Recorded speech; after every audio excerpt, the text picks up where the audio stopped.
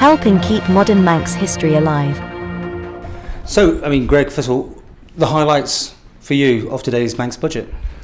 I think that it was important that the business community was given some kind of reassurance about our ability to retain the 0% rate of corporate tax. It's proved very popular, as you can imagine. It's been very good for business.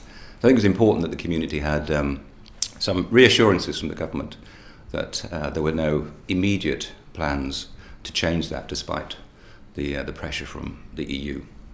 And you obviously, with your contacts in the business world, were presumably very concerned about if any changes had been made. What do you think would have happened if there'd been any tinkling with that? Oh, it's difficult to predict the future. There are several industry sectors that could have been affected by any increase from zero. A rate of 10% had been talked about, and that's 10% far more than most industry sectors could have stood. And so a number of industries could have simply upped sticks and left, and clearly that would have been bad news for the Isle of Man, bad for business. ARI's been tinkled with and they're getting rid of it. If you can explain that briefly and how it works and how it affects your clients. Yeah, this thing called ARI, it's a form of, if you like, an anti-avoidance rule, which, given that we have a 0% rate of corporate tax, the idea is to try to discourage local residents from sheltering any spare income that they might have in 0% taxed companies. So the ARI was intended to attribute that income to them, whether they physically received it or not. That was something that was of concern to the EU. They felt that was a harmful practice when you put it in tandem with the 0% rate of corporate tax.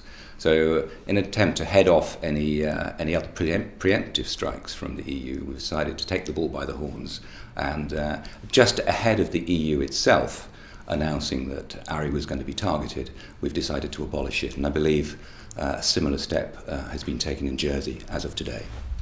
So how is the future for the Isle of Man? Well, I think it looks rosy.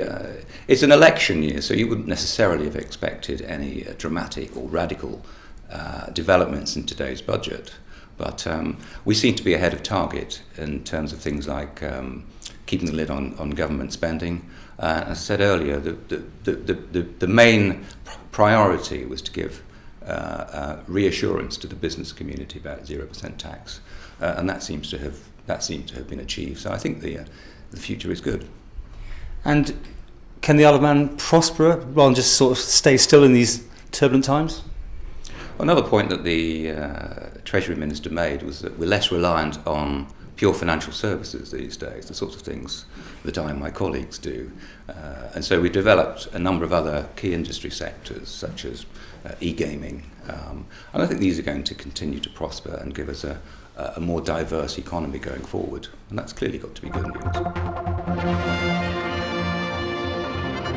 Please subscribe to the Isle of Man TV archive channel. Thank you.